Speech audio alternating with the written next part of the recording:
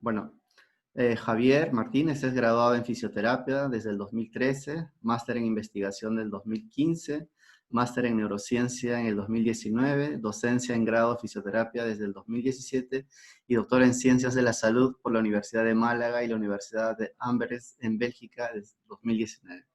Bueno, es grande lo que tienes ahí, es Que, que- bastante fuerte. Cuéntanos un poco sobre ti, Javier. No, Veo que va, que nada. tienes muchos estudios y todo esto. En primer lugar, tú eres bastante joven, bastante joven. ¿Cuántos años de experiencia clínica tienes? ¿Cuántos años estás egresado? Yo terminé en 2013 la carrera. Todavía no he llegado a la treintena. Y a nivel clínico, pues he estado trabajando varios años. Mm, mm, a día de hoy he tenido que reducir el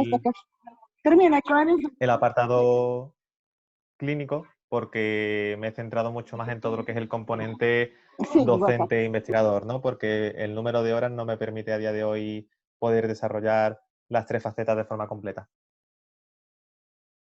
Pero con ilusión, una gran ilusión de volver otra vez al entorno clínico porque creo que es fundamental. Miguel, no se te escucha, lo tienes cerrado el micrófono. Ok. Bueno, discúlpame. Nada, Alguien nada. estuvo hablando. Y bueno, claro, porque bueno, la parte de clínica y la parte de investigación van de la mano, ¿no? Cuéntame, ¿tú perteneces igual a un grupo de investigación? Sí, yo trabajo con un grupo de amigos, te diría, y de gente espectacular, aquí en la Universidad de Málaga.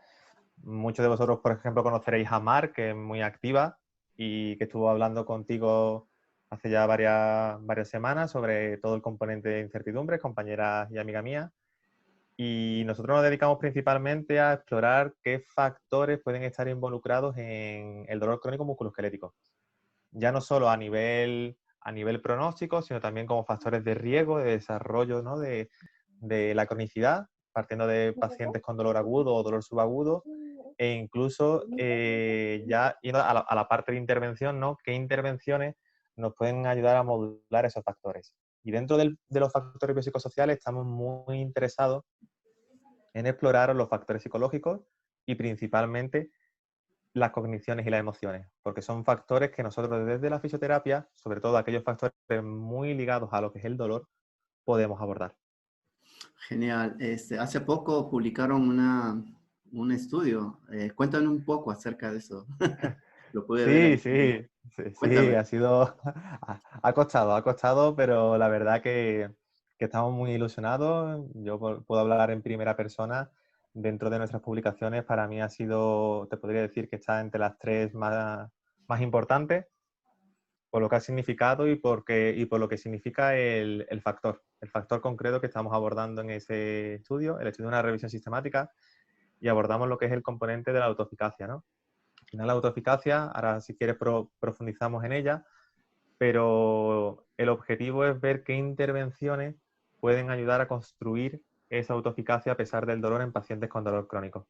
Eso creo que es muy importante para intentar llevar todo lo que es el prisma psicológico en pacientes con dolor crónico al lado positivo, ¿no? No centrarse siempre en cómo se ha visto, ¿no? En los últimos años, en todo lo que es el catastrofismo, en el miedo, sino vamos a ir a la parte buena, ¿no? A la parte positiva y vamos a construir autoeficacia, vamos a construir buenas expectativas de recuperación y por ahí van también los caminos nuestros de investigación. Claro, lo que pasa es que siempre hemos estado diciéndole a las personas, no hagas tal cosa, no hagas esto, no hagas lo otro, pero nunca le hemos dado la posibilidad a que ellos puedan modificar sus síntomas, tener el afrontamiento adecuado para seguir adelante. Y una cosa que quería preguntarte es, Sí. yo veo a ustedes, los jóvenes, tienen otro perfil de profesionales, veo otro perfil de fisioterapeutas, veo fisioterapeutas con grados de magíster, con grados de doctor, en investigación. Cuéntame cómo es esta evolución, cuéntame un poco acerca de cómo está un poco la educación en España de pregrado, cómo ha evolucionado a este tiempo, cómo ha sido ese trance. Nosotros tenemos 4 años, por lo menos en la Universidad de Málaga, 4 años de grado, en los que una vez que los finalizas te conviertes en fisioterapeuta, pero después tienes diferentes caminos, ¿no? Tienes diferentes máster profesionalizantes, ¿no? Dirigidos a diferentes conceptos de intervención, de razonamiento clínico, y después está también todo lo que es la faceta investigadora, ¿no? Porque al final, por lo menos los componentes de nuestro equipo, intentamos buscar lo que es las tres patas, ¿no? La clínica, la investigación y la docencia, con el objetivo de transmitir la información en diferentes sectores, ¿no? Y la verdad que es que cuando te gusta algo, pues con ilusión, con ganas, pues quieres profundizar más y ese fue el objetivo de hacer los diferentes máster y profundizar mucho más con un doctorado.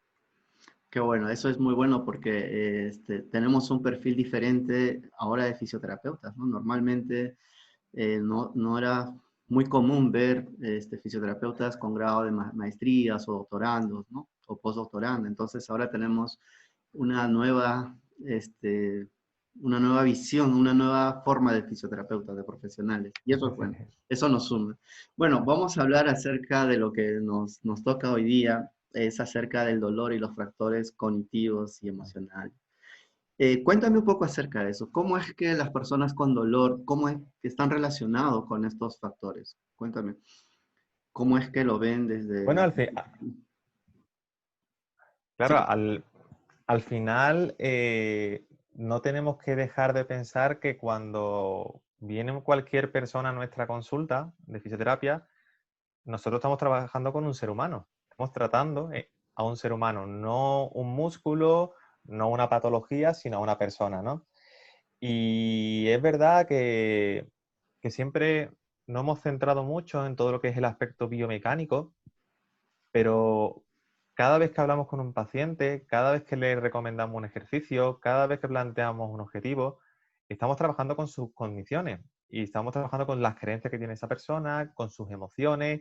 Una persona puede llegarte un día muy feliz y al día siguiente te puede llegar completamente frustrado. Y todo eso nosotros como fisioterapeutas lo tenemos que tener en cuenta porque tenemos la gran suerte y la gran oportunidad de poder trabajar con diferentes tipos de dolor y con un contacto directo con el paciente que nos permite el poder modular muchos de esos factores biopsicosociales. claro, porque durante mucho tiempo hemos correlacionado o hemos dado mucha importancia al tejido, o solo la importancia al tejido en el proceso del dolor, y hemos olvidado que hay factores adicionales. ¿Hay algunas dimensiones que se refieren al factor cognitivo asociado al dolor? ¿Hay algunas dimensiones? Sí, y no están del todo desarrolladas, pero sí es verdad que en los últimos años se está estudiando mucho, primero la diferenciación entre factor cognitivo y factor emocional. No se sabe bien si empieza uno antes o empieza uno después, lo importante es que están interrelacionados y después a su vez con los diferentes factores conductuales que tiene el ser humano. Pero dentro de los factores cognitivos hay un aspecto muy interesante que es diferenciar entre contenido y proceso cognitivo. ¿Y eso qué significa? Al final, las cogniciones en sí a nivel global son todos los pensamientos y todas las creencias que tenga el paciente sobre su dolor. Llámese catastrofismo, llámese autoeficacia, expectativa, aceptación del dolor. Ahora bien, la persona puede tener un esquema concreto que puede ser relacionado con el dolor o simplemente por el perfil de persona. Imagínate que la persona es catastrofista. Cada vez que le venga un dolor, le va a venir el pensamiento de mi dolor es insoportable, ¿vale? Eso es contenido cognitivo. Ahora bien, ¿qué hace el paciente con ese pensamiento? Lo ignora, lo acepta, porque en función de cómo procese ese primer pensamiento, el paciente se puede comportar de una forma u otra. Es decir, una misma persona, o dos, mejor dicho, dos personas pueden tener el mismo pensamiento, el dolor es insoportable, pero si una, por ejemplo, el proceso cognitivo es positivo, por ejemplo, lo acepta, entiende que su proceso, al final ese pensamiento se difumina y esa persona puede llegar a establecer un afrontamiento activo, como puede ser, por ejemplo, el ejercicio regular. Sin embargo, si el proceso es por el otro camino, el paciente puede empezar a desarrollar estrategias de afrontamiento pasiva, como puede ser, por ejemplo, pues, la evitación del movimiento. Eso es lo que podemos entender que algunas personas con similares diagnósticos tienen comportamientos diferentes, ¿no? En cuanto a la experiencia dolorosa y a cuanto a la afectación. Eso es, Miguel, exactamente. Y es más, incluso fíjate lo interesante que es valorar ese tipo de aspectos en clínica, que un mismo paciente, como estaba comentando antes, te puede venir un día muy contento y a los 3 días completamente frustrado por un aspecto muy interesante, porque a lo mejor se le comentó llevar a cabo diferentes ejercicios. Imaginaros un paciente con dolor de rodilla, diferentes ejercicios para mejorar su dolor, pero el paciente no le ha visto el sentido. No tiene el conocimiento, no tiene esas herramientas para, por ejemplo, reducir la incertidumbre, todo lo que comentaba Mar en su charla. Todo eso le puede llevar a diferentes estados de ánimo. Y lo importante es que nosotros detectemos esos de ánimo, esas condiciones relacionadas con el dolor. Porque sí me gustaría, ya desde el principio de la charla, comentar que no todo factor psicológico vamos a abordarlo desde la fisioterapia.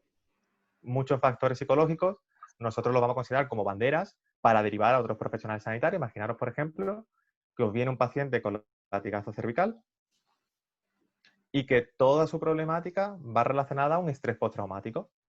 Ese estrés postraumático nosotros no lo abordamos desde la fisioterapia. Trabajamos a través de un equipo multidisciplinar con un psicólogo que aborde eso.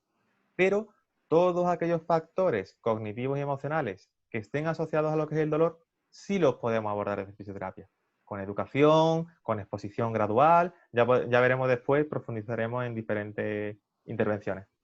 Entonces, estos pensamientos catastróficos, estas conductas, lo podemos medir entre una persona y otra, o sea, es cuantificable y lo podemos dar un tratamiento activo a esto. Actualmente existen muchísimas herramientas para evaluar los diferentes factores. Por ejemplo, el catastrofismo ante el dolor tiene su herramienta concreta que se llama The Pain Catastrophizing Scale, que también tiene su validación al castellano. Los diferentes tipos de miedo tienen sus diferentes escalas. Todo eso nos puede servir en la práctica clínica. Como yo lo veo y cómo empezamos a darle vueltas dentro de nuestro equipo, creo que es más interesante una entrevista cualitativa, una entrevista profunda, en la que realmente, más que pasarle, una serie de ítems al paciente, ver realmente sus miedos, sus inquietudes, su incertidumbre. Te va a dar mucha más información y probablemente recojas factores cognitivos y emocionales que en un principio no pensabas que podían ser relevantes y para ese paciente en concreto pueden ser muy importantes. Exacto, porque siempre nos hemos quedado en cuantificar, ¿no? En tener esos números para poder medir, pero las entrevistas cualitativas nos informan cómo esa persona está procesando la información, cómo afecta Eso. en cuanto a su respuesta, ¿no? Así es. Exactamente, Miguel. Es más, curiosamente, hay estudios también que muestran cómo tú puedes medir, por ejemplo, el catastrofismo por la mañana y por la tarde es totalmente diferente, igual que el dolor, ¿no? Al final es una experiencia subjetiva de la persona. Por lo tanto, va a influir mucho el contexto del paciente, la cultura del paciente, su día a día, que pueda aparecer un problema en medio de la consulta y que realmente le cambie la perspectiva.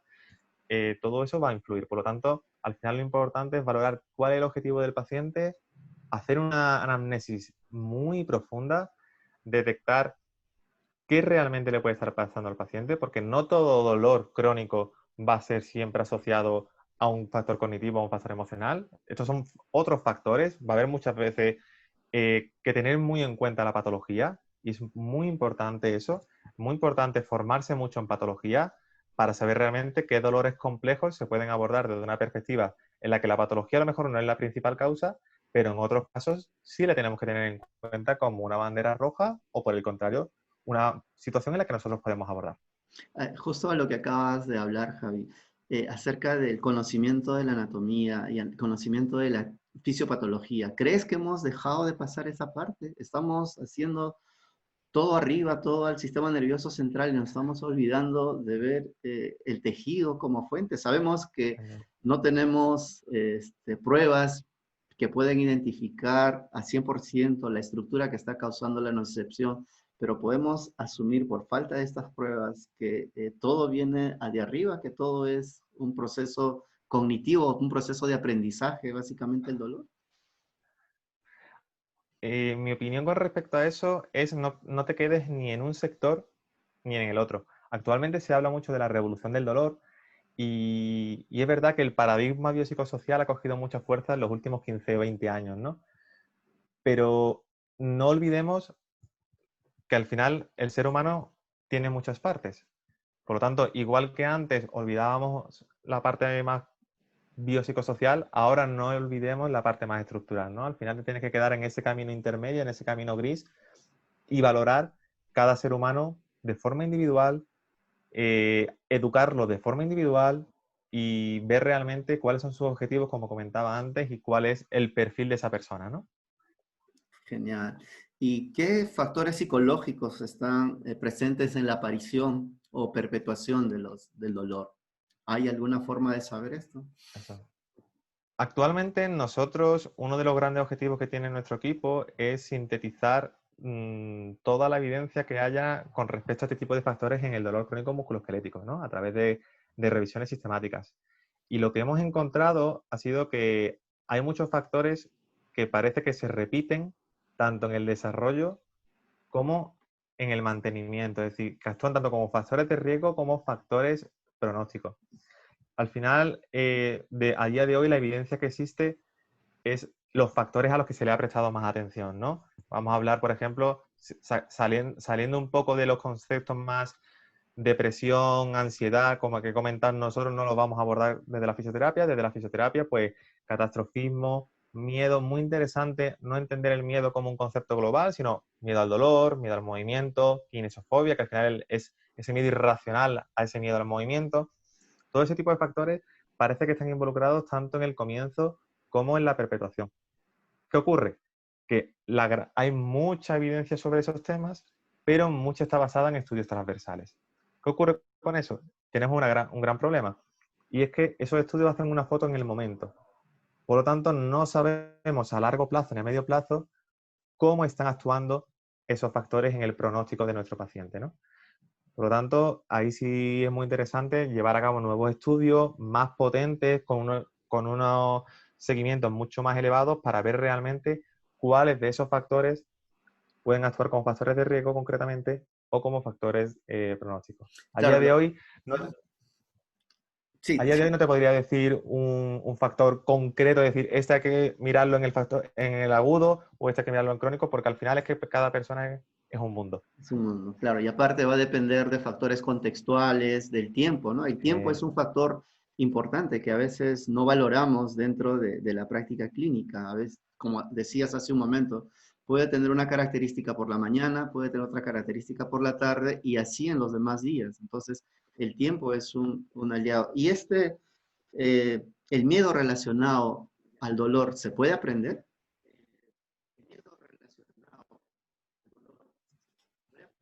Javier, ¿me escuchas? Sí, sí, Miguel, te escucho entrecortado. Sí, Javier, creo que el audífono está chocando con algo. ¿Sí?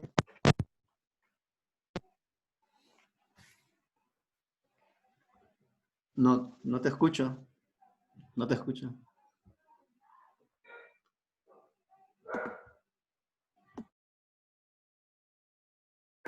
Javier, ¿me escuchas?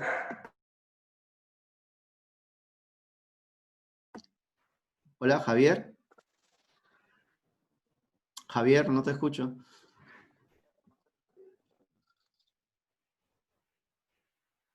No te escucho, Javier.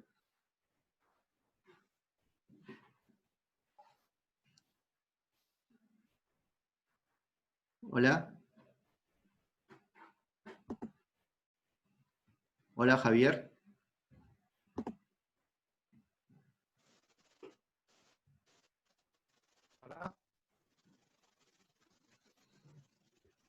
Hola, Javier. No te escucho.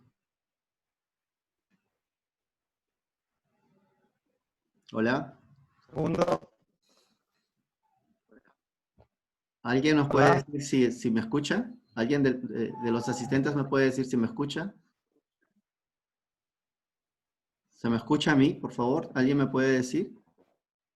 Sí, Ok, sí te Sí se escuchamos. te escucha, sí te escuchamos, Miguel, gracias. te escuchamos. Javier, ¿me escuchas? El problema es con Javier, creo.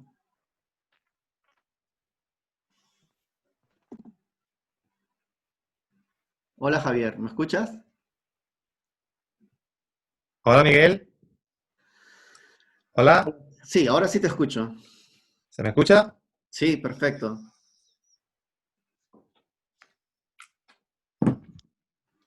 Ahora sí. ¿Tú me escuchas? Hola. ¿Aló? ¿Me escuchas?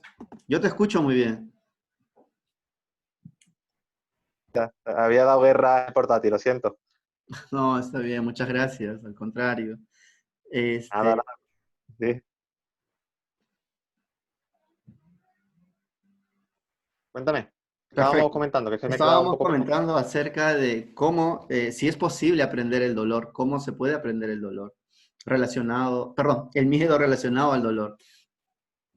Sí, sí, sí. Pues mira, muy buena pregunta, Miguel, porque igual que comentamos el otro día, tú y yo, que la educación para el dolor es muy importante, ¿no? Para reducir las incertidumbres y para ayudar a mejorar y reconceptualizar las creencias mal adaptadas que pueda tener el paciente sobre el dolor.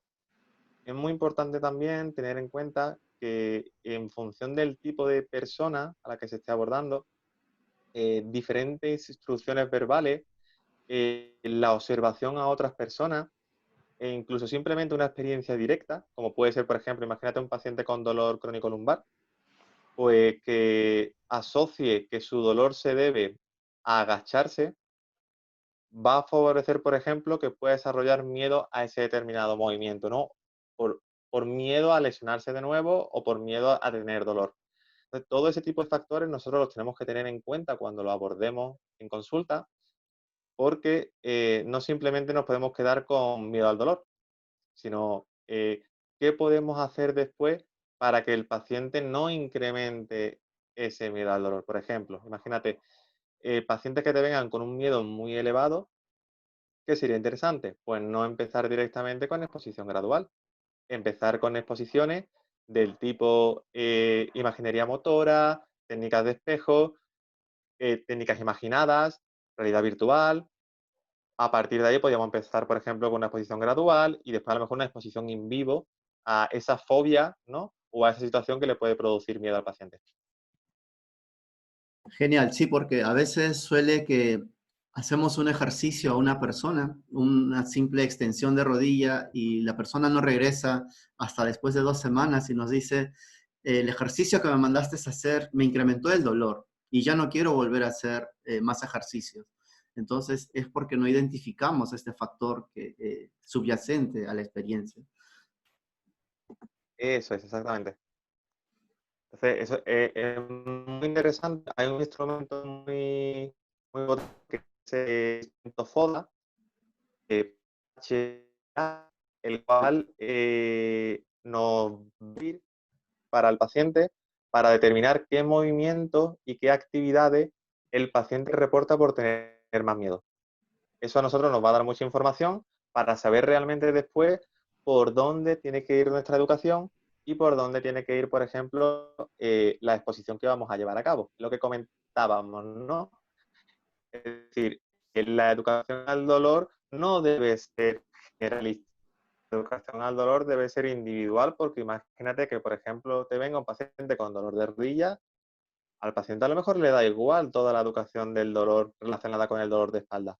Vamos a centrar los esfuerzos en educar al paciente en su problemática, para que le vea un sentido, para que reduzca su incertidumbre, para que reconceptualice sus creencias y todo ello nos ayude después a esa fase de exposición. Claro, Javi, no te escucho muy bien, se corta el audio. Sí, a ver, hola, ¿me escuchas ahora? Sí, pero se escucha un poco entrecortado. Bueno, Sí, aquí, sí. aquí, A ver. aquí hay una pregunta de Pilar, me dice que si podrías mencionar cuáles son los factores de riesgo y cuáles son los factores de pronóstico en cuanto a la experiencia dolorosa, supongo que está refiriendo. Sí, ¿me escuchas ahora, Miguel? Sí, te escucho. Miguel, ¿se me escucha? Sí, ahora sí. Perfecto, ¿no? Vale, un poco lo que hemos comentado. Vale, vale. Un poco lo que hemos comentado antes, ¿no? No existe, a nivel cognitivo y emocional, no hay un número determinado de factores exactos que pudiéramos nosotros establecer como gol estándar, ¿no? De factor de riesgo, factor pronóstico en el dolor crónico. Pero sí es verdad que factores como el catastrofismo, factores como el miedo, factores como la autoeficacia, factores como las expectativas, van a ser factores que vamos a ver en la orden del día, ¿no? Incluso un factor que no se suele tener mucho en cuenta, que es la frustración, va a estar muy presente en ese tipo de pacientes, ¿no? Sobre todo en pacientes de largo recorrido de su dolor, pacientes diagnosticados de fibromialgia, pacientes que han probado diferentes tipos de fisioterapia y diferentes intervenciones. Todo ese tipo de cosas necesitamos tenerlas en cuenta porque probablemente un paciente con un alto nivel de frustración puede venir también con unas expectativas muy negativas ante el tratamiento, ¿no? Y con ese tipo de pacientes tendremos que crear alianza terapéutica y tenemos que crear una confianza con él para empezar realmente a educarlo y a exponerlo ante esa situación que le pueda condicionar su vida, ¿no? Claro, generalmente las personas con dolor de mucho tiempo y también con tratamientos previos tienen estos comportamientos, ¿no? Una baja expectativa hacia el pronóstico, una baja expectativa también al tratamiento. ¿Y cómo enfrentamos esto? ¿Cómo hacemos que estas personas cambien un poco el concepto de esta baja expectativa? Primero creando mucha confianza con el paciente.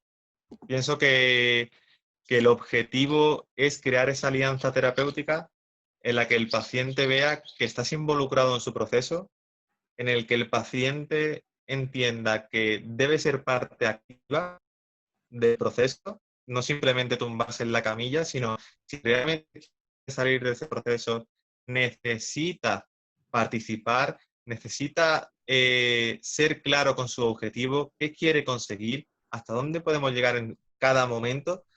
Todo ello va a favorecer una mejora de las expectativas. Eso es fundamental. El que al final nosotros como fisioterapeutas le mostremos nuestra confianza, seamos completamente sinceros en cada momento con el paciente, tanto para lo bueno como para lo malo, y que el paciente sepa que puede contar con nosotros en cada momento. Claro, porque si no hay esa confianza, si no hay esa alianza terapéutica, es muy difícil que hagamos una especie de contrato donde el usuario se sienta responsable Exacto. de esa recuperación. Javi, y en cuanto a los factores afectivos, o sea, por decir, yo leí algunas oportunidades en unos estudios, al menos relacionados al dolor orofacial, que se hicieron estudios prospectivos y se hicieron en diferentes lugares. Se encontraban algunos problemas asociados al dolor como ansiedad, depresión, somatización, como desencadenantes de dolor. ¿Has podido investigar sobre esto? ¿Han podido ustedes llegar a esto? Sí, nosotros una de las últimas publicaciones que hemos hecho, hemos intentado sintetizar toda la evidencia que existe a nivel de revisiones sistemáticas acerca de qué factores psicológicos están involucrados en el comienzo y en la perpetuación del dolor musculoesquelético, ¿no? Y tiene mucho sentido. Tiene mucho sentido persona que tiene un dolor, incluso en procesos de dolor en los cuales el dolor es inespecífico, no lo asocias a una causa concreta, y que el paciente empieza a desarrollar esa incertidumbre y a medida que va pasando los días y ese dolor no se quita, nadie le encuentra una causa, la ansiedad se empieza a hacer palpable, la ansiedad viene acompañada de esa incertidumbre, esa ansiedad puede también relacionarse con miedo y a su vez ya empiezas a meter un proceso en el que la persona, a medida que van pasando los meses y los años, como por ejemplo en pacientes con fibromialgia, ¿no? Llega a un punto de un estado depresivo en el que da igual lo que hagan, da igual a qué persona.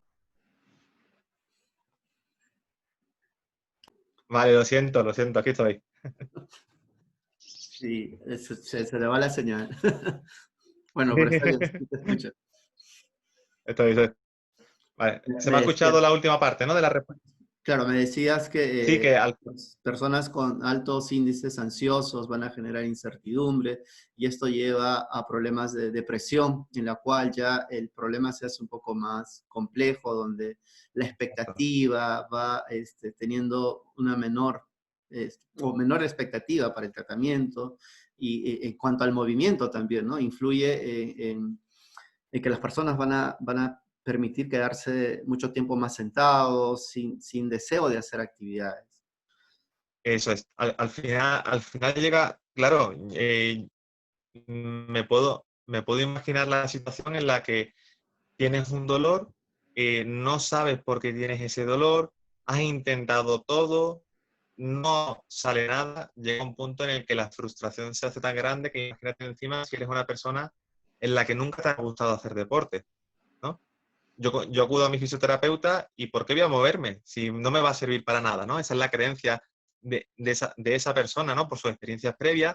Entonces, ahí tenemos que trabajar nosotros. Es decir, por muy buenos que seamos en ejercicio terapéutico, por ejemplo, de nada nos va a servir si al final el paciente no se adhiere a ese ejercicio. El paciente tiene que verle un sentido, tiene que verle un objetivo a ese ejercicio, a ese movimiento, para realmente empoderarse, motivarse y empezar a crear esa autoeficacia, ¿no? A pesar del dolor. A pesar del dolor, exactamente. ¿Y qué estrategias desde la fisioterapia nosotros tenemos para esto? ¿Qué estrategias podemos utilizar? Bueno, pues la verdad que tenemos diferentes tipos de estrategias muy interesantes en función del factor.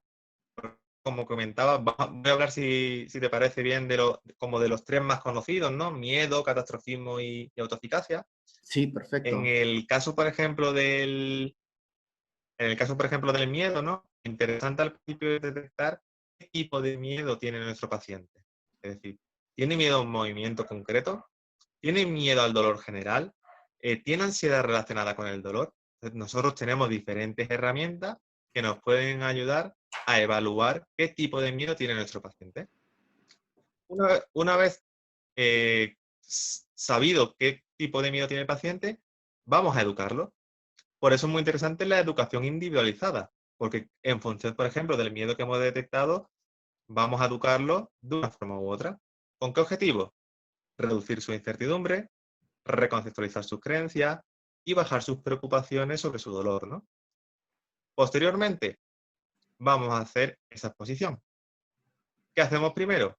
El instrumento FODA para ver realmente qué movimientos, qué actividades el paciente reporta. No. Estoy, Sí. lo siento, está guerrero hoy. Eh, pues estos son los momentos de un directo. Así es. Es parte de esto. Eh, pues una vez tenido en cuenta todo el proceso de screening con el FODA, muy importante evaluar si el paciente tiene elevados niveles de miedo.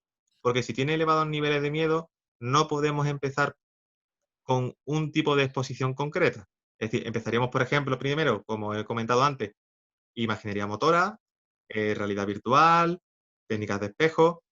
Pasaríamos a una exposición gradual a ese movimiento o a esa actividad. Y finalmente, iríamos a lo que es el componente ya de la exposición in vivo, ¿no? Exacto. De ese movimiento sobre todo muy interesante, una cosa que nosotros hemos debatido mucho, es en la medida de lo posible intentar que ese movimiento, esa actividad, nosotros podamos exponer al paciente en su entorno. Me explico. Imagínate, por ejemplo, que toda la problemática del paciente es en su entorno laboral y solo le duele la espalda cuando está sentado en su silla laboral, ¿no? Claro, ¿de qué nos sirve a nosotros trabajar en consulta cuando al final el paciente necesita exponerse ante ese miedo, ante esa situación concreta? Entonces, en la medida de lo posible, trabajar en el entorno del paciente creo que es un aspecto espectacular y vital para poder llegar a un tratamiento muy, muy efectivo. Claro, Después, porque por otro lado, sí, lo que antes que pases, ¿puedes explicar qué es el FODA? Sí, el FODA es un cuestionario, es simplemente un cuestionario. Después yo te paso la referencia por si la puedes colgar para Sí, que cualquier persona la pueda. porque me están preguntando qué es el FODA. No lo tienen Es un claro. cuestionario. Ujú. Es simplemente un cuestionario con preguntas, pero lo bueno que tiene es que tiene fotos. Exacto, Fotos con diferentes actividades de la vida diaria en las que el paciente pues reporta, pues en esta tengo miedo, esta lo evito, y al final nos da también otra información de calidad. exacto. Luego nos compartes para compartirle a los colegas que me están pidiendo. Bueno, sigue, por favor. Después hay un aspecto muy interesante, que es en el catastrofismo, ¿no? El catastrofismo tiene tres componentes principales, que son el estar constantemente rumiando sobre un pensamiento, dándole vueltas, vueltas, vueltas, el magnificar una situación, lo que decíamos, ¿no? Me duele el codo y yo pienso, "Oh, mi dolor es insoportable", ¿no? Es decir, magnificamos la situación, y el sentimiento de impotencia, ¿no? Me duele el codo y yo no voy a poder hacer nunca nada más con mi codo, ¿no? Todo ese paquete de factores de alguna forma conceptualiza lo que es el catastrofismo, y hay un aspecto muy interesante desde el punto de vista clínico, y es lo que se conoce como la supresión del pensamiento. ¿Qué significa eso? Tenemos que evitar decirle al paciente, bueno, tú piensas que tu dolor es insoportable, no lo pienses más. ¿Vale? Porque intentar ir a la supresión del pensamiento, hay un proceso que se conoce como el proceso irónico de la supresión. Es decir, contra más intento yo eliminar un pensamiento de mi cabeza, más se resiste ese pensamiento a irse. Tenemos un ejemplo muy claro. Imagínate cuando nos vamos a dormir, ¿no? Y estamos dando vueltas en la cama y no hay forma de dormirse. Llegar a dormir. Y dice uno, me quiero dormir y no me duermo. Pues exactamente lo mismo con el dolor. Entonces, en este tipo de pacientes muy catastrofistas, ¿el objetivo cuál es? Reducir su incertidumbre. ¿Cómo? Con educación. Vamos a ir quitándole que ese catastrofismo, esa magnificación de la situación, cada vez vaya bajando un poquito más. Perfecto. Te mueves mucho. Sí, lo siento, lo siento.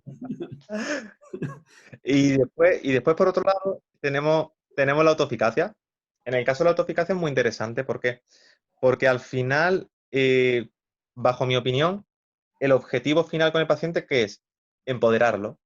Esta palabra que está tan de moda ahora, ¿no? Empoderar al paciente para que el paciente sea capaz de automanejarse, ¿no? Yo pienso que es el objetivo final de que el paciente no sea dependiente nuestro y que se pueda automanejar, porque como comentó Mar, por ejemplo, va a haber pacientes que van a tener recaídas. Lo Exacto. interesante es que el paciente tenga una recaída, te llame por teléfono, tú le puedas dar una guía y que él se automaneje. O incluso muchas veces simplemente ni te va a llamar, sino simplemente le dice, bueno, como ya vi con mi fisio, sé que esto es normal, que puedo tener una recaída, que mi dolor puede tener picos, como muchos conocemos, y al final, en ese proceso, el paciente se empodera y sigue haciendo su ejercicio porque sabe que ese dolor que está teniendo en este momento es normal en su proceso, ¿no?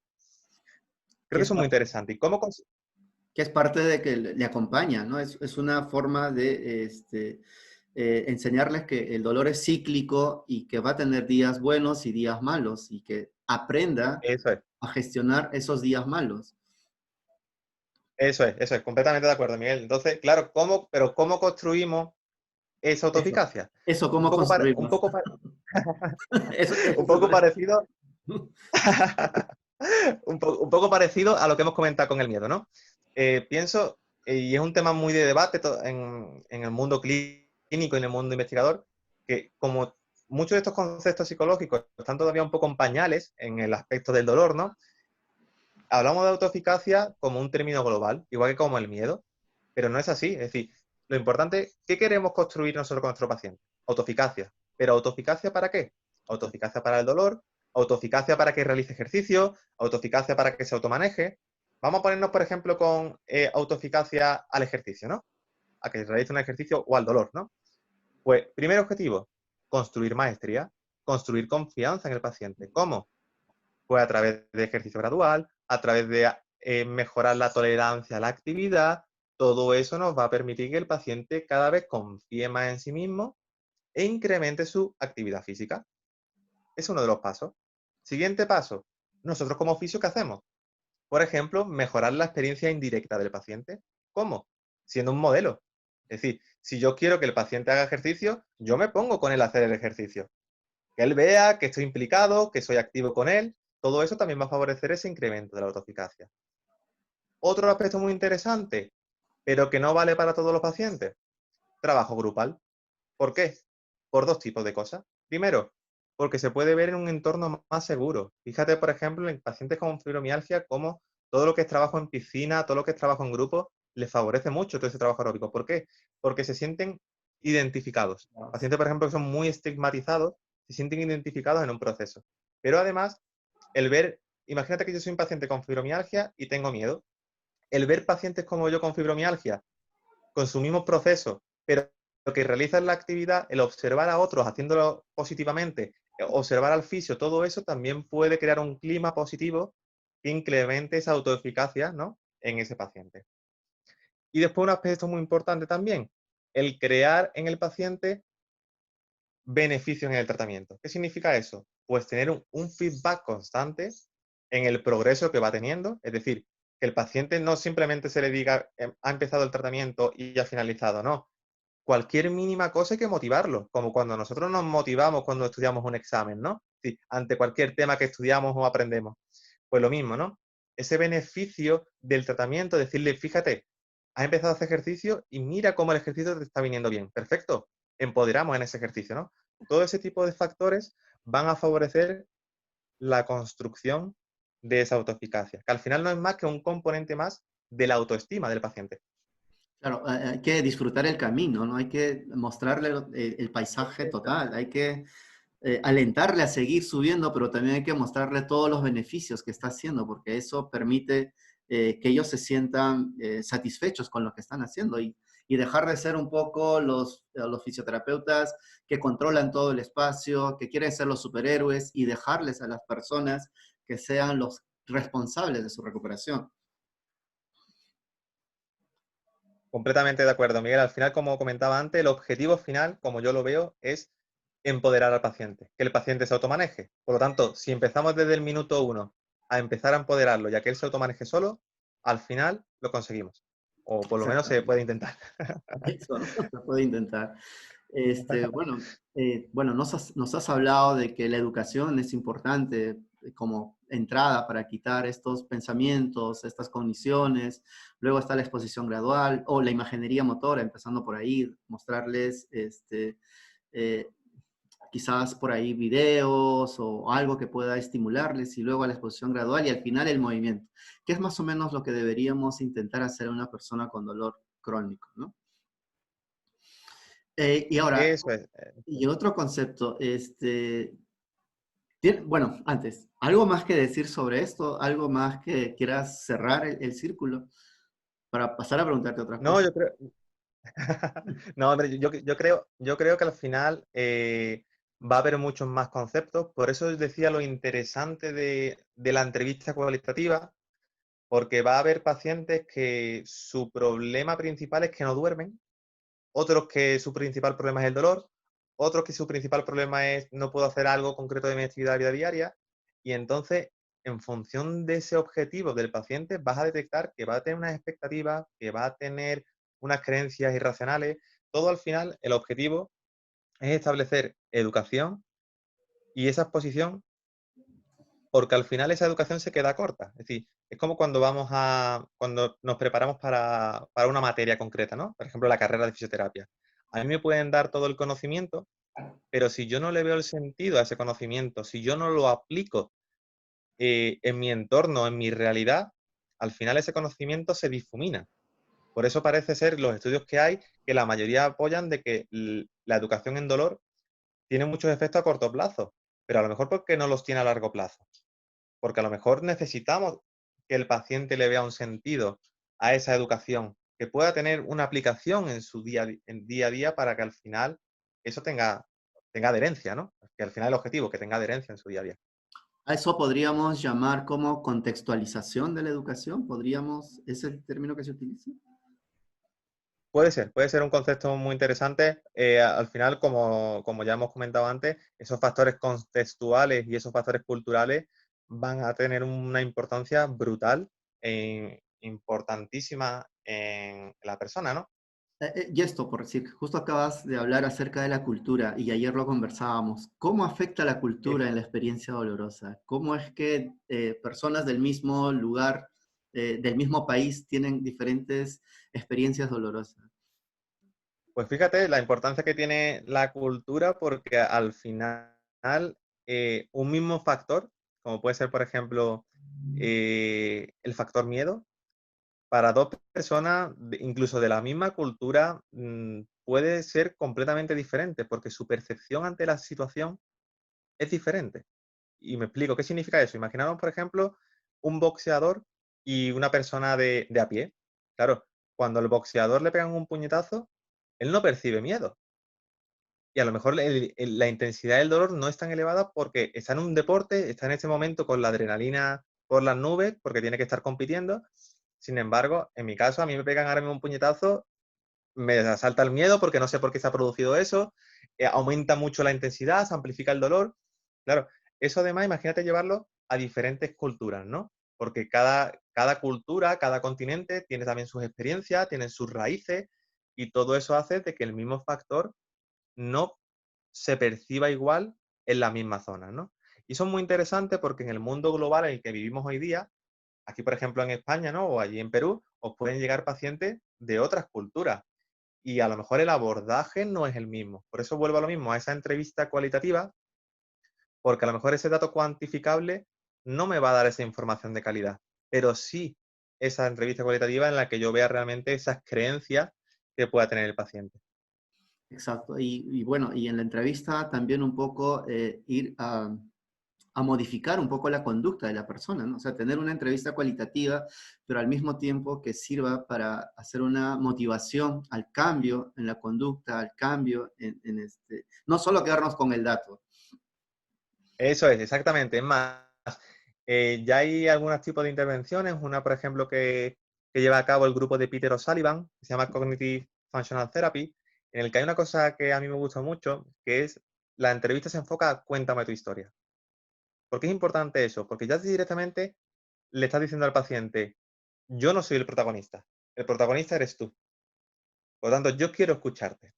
Cuéntame tu vivencia, cuéntame tu experiencia. Yo quiero que tú te sientas escuchado, quiero que te sientas cercano conmigo. Es el primer paso para crear esa alianza terapéutica, ¿no? Una entrevista en la que yo constantemente como oficio estoy preguntando, preguntando, preguntando, se me va a escapar probablemente mucha información de calidad. Y además no voy a empoderar a ese paciente. Ahí el hecho de saber escuchar, ¿no? Tener las dos orejas y una boca solamente. Claro. Sí. Sí, sí, sí, Bueno, sí. y bueno, para ir terminando y no quitarte mucho tiempo, yo quería No, preguntarte por algo favor.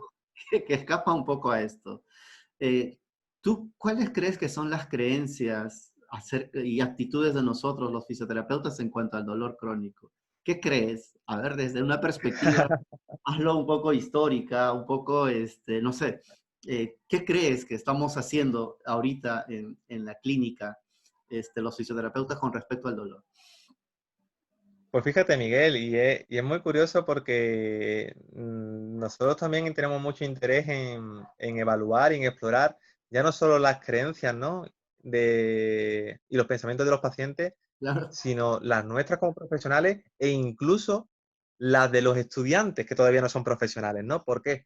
Porque existe ya evidencia que apoya mucho, por ejemplo, se ha estudiado mucho en el dolor crónico lumbar, que eh, fisioterapeutas que tengan una orientación más biomédica, es decir, que justifiquen todo el dolor del paciente debido al tejido, van a ser fisios que van a promover mucho el retraso al retorno laboral, el que la persona no se mueva, porque así se va a poner peor, conductas que favorezcan el miedo y la evitación al movimiento. Sin embargo, fisioterapeutas que tienen una orientación más biopsicosocial parece que promueven más lo contrario, ¿no? Actívate, muévete, pero yo me quedaría en medio, Miguel. Ni blanco ni negro, como hemos dicho antes. Quédate en medio porque hay que ver primero si el paciente tiene una patología y cuál es el curso de esa patología, ¿no? No todo, como hemos dicho, no todo dolor se justifica simplemente porque esté en tu cerebro, ¿no? Como se dice. exactamente. Eso, eso es. Hay que ver el tejido, ¿no? Y también tenemos un factor ahí importante que es la historia natural, ¿no? La historia natural de la enfermedad Exactamente. que nos ayuda exactamente. a entender y a veces nos gana un poco porque si tenemos una formación más biomédica, dejamos que la historia natural haga su trabajo y nosotros estamos ahí solamente Sí, aplaudiendo. sí, claro que Este, sí. ¿y qué mensajes nosotros podríamos llevarle o darle al paciente para casa? Porque nosotros, esto lo hacemos en el consultorio, ¿verdad? Pero ¿qué mensajes para la casa? Esta persona que tiene el dolor lumbar y va a llegar a su casa y lo primero que va a hacer es prender la televisión y se va a quedar sentado ahí. ¿Qué mensajes podemos darle justamente para generar esta autoeficacia? Pues pienso que el primer mensaje que hay que darle y que hay que intentar inculcarle desde el minuto uno es, vamos a darle sentido a tu dolor, para eso mismo, para que cuando tú llegues a la casa no te sientas directamente en el sofá o incluso, fíjate, que eso no lo hemos comentado, muchas veces el propio entorno puede fomentar el miedo o el catastrofismo del paciente, ¿no? Porque el paciente te puede llegar a consulta, habla contigo, lo educa, le ve un sentido, pero ahora llega a la casa y en la casa le dicen pues que no, que su dolor es mentira, que su dolor es insoportable, etcétera, etcétera, ¿no? Entonces, muchas veces incluso es interesante en esos casos que el entorno esté también presente cuando haga la educación, ¿no? No solo educar al paciente, sino educar al entorno para que al final se cree un clima diferente en la casa, por ejemplo, para que ese paciente empiece a verle sentido. Al final el objetivo nosotros como oficio, en este caso de cogniciones y emociones, es que el paciente le vaya viendo el sentido a su proceso, que el paciente empiece a tener un objetivo claro, porque si no hay un objetivo claro, el paciente se va a volver otra vez a su pensamiento automático, a su vida normal, a no moverse, a comer de forma inadecuada y a tener cada vez que le duele ese pensamiento catastrofista o esa experiencia de miedo. Exacto. Bueno, ahí el entorno importa mucho y bastante para la recuperación de estas personas con dolor de mucho tiempo, ¿no? Bueno, Javi, un gusto hablar contigo. No sé si tienes algún mensaje final para nosotros. Lo he pasado muy bien, he disfrutado mucho, pero aún teniendo el problema de la conectividad, pero creo que el mensaje llegó claro, el mensaje que tratabas de transmitirlos fue muy claro.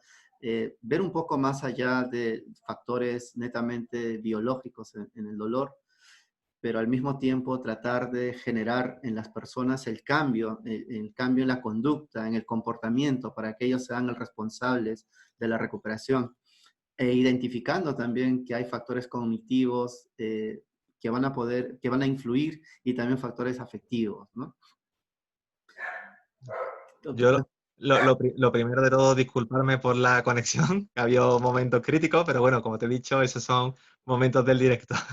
Ya cuando pase, como hemos dicho, cuando pase, si Dios quiere, todo rápido esta pandemia, podamos vernos en persona y no tendremos este tipo de... Habrá otras situaciones, ¿no? Pero no este problema de conectividad. Dicho eso, pues el mensaje es... mm, a nosotros como fisioterapeutas no nos cerremos nuestra mente, no nos quedemos con el modelo biomédico, no nos quedemos con el modelo biopsicosocial, sino estudiemos mucho, conozcamos mucho la patología, conozcamos mucho a nuestro paciente. Muy importante al final, no tanto las intervenciones, al final, fíjate, intervenciones como la educación, intervenciones como la exposición, no son intervenciones dificultosas, ¿no? Para el profesional, ¿no? Ni incluso para el paciente. Lo importante es saber por qué la estamos haciendo y saber por qué la hacemos para ese paciente concreto, ¿no? Y empoderar, principalmente empoderar al paciente en su proceso con esa escucha activa, con ese cuéntame tu historia, con esa situación de crear adherencia desde el principio. Creo que son los grandes mensajes que le podemos mandar al clínico y al paciente, sobre todo, ánimo, fuerza y a crear autoeficacia. Para mí la autoeficacia es un factor del día a día. Es el determinante al final de cuentas, ¿no? Un Sí, sí. usuario que tenga la posibilidad de controlar y manejar su dolor, está bien. Yo creo que ahí se resume todo esto. Te agradezco, Javier, por darnos tu tiempo. Yo he encantado de tenerte. Eres un tipo muy, muy amable, muy carismático y muchas gracias por haber aceptado y que me da mucho gusto que la gente en Latinoamérica bueno, y algunos en Europa sepan que están haciendo cosas interesantes, que están dedicándose a la investigación y al mismo tiempo a la clínica, que nos están permitiendo tener tratamientos o elecciones para hacer un tratamiento un poco de alto valor y disminuir el daño a las personas, ¿no? Y les agradecemos por todo eso. Muchas gracias, Javier. Gracias a No, todos. Y bueno, muchísimas gracias de verdad, Miguel, de corazón, por haberme invitado. Ya sabes que puedes contar conmigo cuando quieras, que para mí es un gusto, me lo he pasado súper bien y te lo dije que lo importante de esto es no tomártelo como trabajo, todo lo contrario, sino tomártelo como una charla entre amigos, porque es realmente cuando uno está relajado y uno disfruta del momento. Y yo he disfrutado muchísimo contigo en esta entrevista y en esta charla, mejor dicho, más que entrevista. Y eso, que ya sabes que estás invitado a Málaga y que cualquier cosa que necesites, aquí estamos. muchísimas gracias, Javier. Igual estás invitado a Perú para ir a Machu Picchu y conocer muchas cosas que volver a Eso es lo Ticucho. mejor para crear autoeficacia, Miguel. Un abrazo, Javier. Muchísimas gracias a Un todos. Gracias, abrazo Javier. y Un muchísimas abrazo. gracias a todos. Muchas Un gracias. abrazo a todos. Gracias a todos. Nos vemos el próximo martes. Gracias.